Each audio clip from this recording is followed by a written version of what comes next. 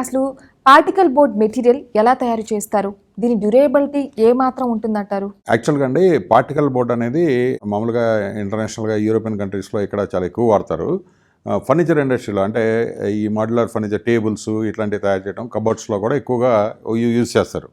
Particle board ఎట్లా తయారవుతుందంటే sawdust, తర్వాత would shavings, తర్వాత వుడ్ పార్టికల్స్ వీటన్నిటిని ఏం చేస్తారంటే ఒక ఫార్మాల్డిహైడ్ రెసిన్ వాడి ఒక బైండింగ్ ఏజెంట్ వాడి దాన్ని చాలా హీట్లో ప్రెస్ చేస్తారనమాట. ఒక షీట్ లాగా తయారు చేస్తారు. సో అట్లాగా పార్టికల్ బోర్డు తయారవుతుంది. పార్టికల్ బోర్డులో ఏంటంటే స్క్రూ హోల్డింగ్ కెపాసిటీ అనేది కానీ నెయిల్ కానీ అంత తొందరగా గట్టిగా పట్టుకోదు. ఒక మేక్ కొట్టారనుకోండి మీరు, ఆ మేక్ని గట్టిగా పట్టుకోదు అనమాట. కొంచెం లాగితే వచ్చేస్తుంది.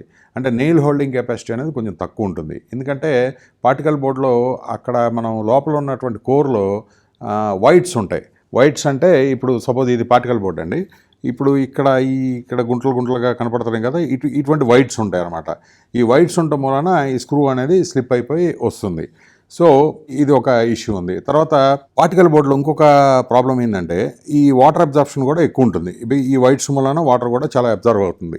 థర్మైట్స్ కానీ ఇవి కూడా కొంచెం తొందరగా రావడానికి అవకాశాలు ఉంటాయి. ఎందుకంటే చాలా పోర్స్ ఉన్నాయి కాబట్టి ఈ పోర్స్లోకి థర్మైట్స్ దూరి తొందరగా ఖరాబ్ చేయడానికి అవకాశం ఉంటుంది.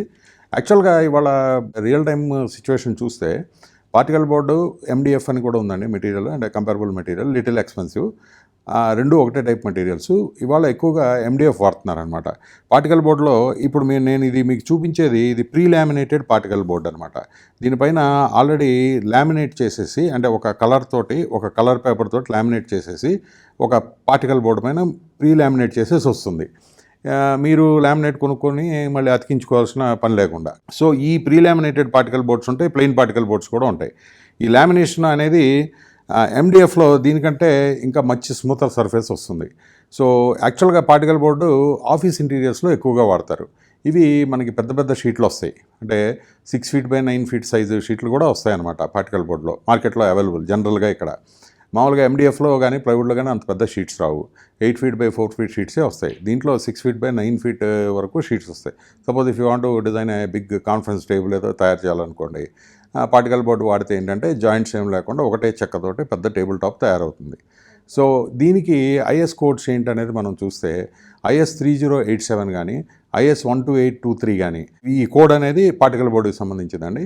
అంటే ఆ స్టాండర్డ్స్ మినిమం మీట్ అయితేనే అది గవర్నమెంట్ పాయింట్ ఆఫ్ వ్యూలో or Indian Bureau of Standards point of వ్యూలో అది మంచి క్వాలిటీగా ఉన్నట్టు. సో అది పార్టికల్ బోర్డు. బేసికల్గా దీంట్లో మెయిన్ ప్రాబ్లం వచ్చేసి ఈ కోర్స్లో స్క్రూ హోల్డింగ్ సరిగ్గా ఉండదు, అండ్ వాటర్ అబ్జార్ప్షన్ కూడా కొంచెం ఎక్కువ ఉంటుంది. రెసిడెన్షియల్ ఇంటీరియర్స్లో వీటిని చాలా తక్కువగా ఉపయోగిస్తారండి.